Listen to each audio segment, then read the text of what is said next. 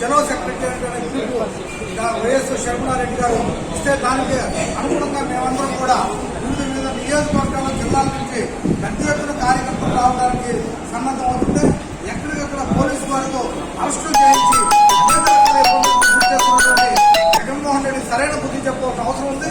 ఇవాళ mega TSC అని చెప్పాడు, అదొక దగా టీఎస్సీ అనే విషయాన్ని అందరూ ఉపయోగించి ఆ విషయాన్ని తేటతెల్లం చేస్తుంది కాంగ్రెస్ శ్రేణులు అని చెప్పి ముందస్తుగా మమ్మల్ని అందరినీ అరెస్ట్ చేస్తున్నది.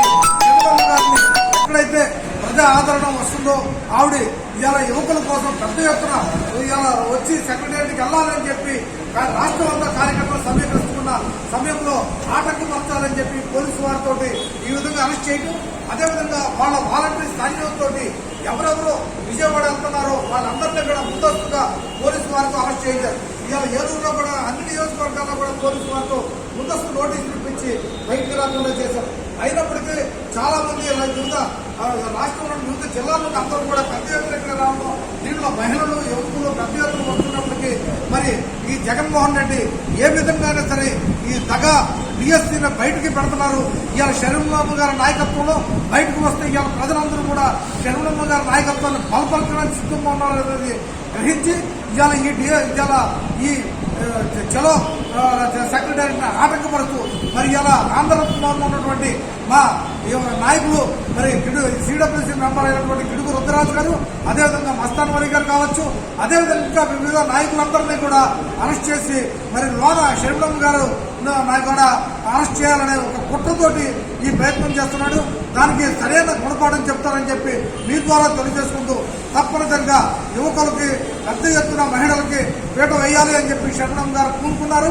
షర్మిలమ్మ గారిని మనందరం బలపరుచుకుని ఆవిడ నాయకత్వానికి 2024లో ఖచ్చితంగా వచ్చేది కాంగ్రెస్ ప్రభుత్వం. ఇవాళ ఏదో అనుకున్నాడు, ఇవాళ నా వాలంటరీ సైన్యం ఉన్నారు, నా ఎస్సీ బీసీ అంటారు, కానీ వాళ్ళకి ఏ ఒక్కటి న్యాయం జరగలేదు.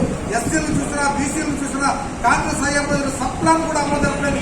దౌర్భాగ్య పరిస్థితులు ఈ రాష్ట్ర ప్రభుత్వం ఉందంటే దానికి సరైన బుద్ధి చెప్పడానికి ఇలా షర్మిలమ్మ గారు మరి ఇలా వాళ్ళ కుమారుడు పెళ్లి వారంలో లేనప్పటికీ మరి వెంటనే వచ్చి నేను యువకులకు అండగా ఉండాలి, నా ప్రజల కోసం నేను వస్తానని చెప్పి ఇలా వచ్చి మరి ఇలా కాంగ్రెస్ కార్యాలయంలో ఆంధ్రప్రదేశ్లో మరి ఆ విధంగా ఒక పన్నాగం పని అరెస్ట్ చేయడాన్ని రాష్ట్రంలో ఉన్నటువంటి కాంగ్రెస్ శ్రేణులు మరి ఇండియాకు ఉన్న ప్రతిపక్ష పార్టీలందరూ కూడా తీవ్రంగా ఖండిస్తూ మరి ఇలా చంద్రబాబు గారి నాయకత్వాన్ని వర్ధిల్లాలి.